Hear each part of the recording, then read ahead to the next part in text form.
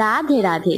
Janmashtami special এই নরম নরম ফুলো ফুলো মালপোয়ার রেসিপিটা পুরোটা দেখতে হবে। কিন্তু তুমি 1 বাটি ময়দা, হাফ বাটি সুজি, কিছুটা চিনি, 3 থেকে 4 চামচের মতো, একটু মৌরি হাতে কষে দিয়ে দিলাম, সামান্য পরিমাণ নুন, কয়েকটা কিশমিশ একটু কুচিয়ে তোমরা দিও, 1 বাটি হালকা গরম দুধ আমি দিয়ে দিলাম। আর একটু দুধ নিয়ে আমুল দুধের 2 প্যাকেট ভালোভাবে মিশিয়ে সেই দুধটাও দিয়ে দিলাম।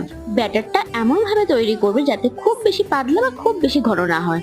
দেখতেই পাচ্ছ থিকনেসটা যেন এরকম থাকে। কড়াইয়ে সাদা তেল দিয়ে সেটাকে হালকা গরম করে একটা একটা করে এরকম মালপোয়া আমি তৈরি করে নেবো। একটা খুন্তির সাহায্যে ওপর থেকে এরকম একটু করে তেল দিয়ে দিও, তাহলে বেশ মালপোয়া গুলো ফুলবে। আমি আমার মতো করে ছোট বড় নানান সাইজে কিন্তু মালপোয়া তৈরি করে নিলাম। চিনি সিরাপ তো অনেকেই তৈরি করতে পারো, তাই আমি আর দেখালাম না, আমি আগে থেকে তৈরি করে রেখেছিলাম। বাটিটা আমার বড্ড বড় হয়ে গেছে, তাই না? মালপোয়া গুলো দিয়ে এদিক ওদিক করে 5 মিনিট রেখে নিয়ে নেবে। কি যে নরম হয়েছিল।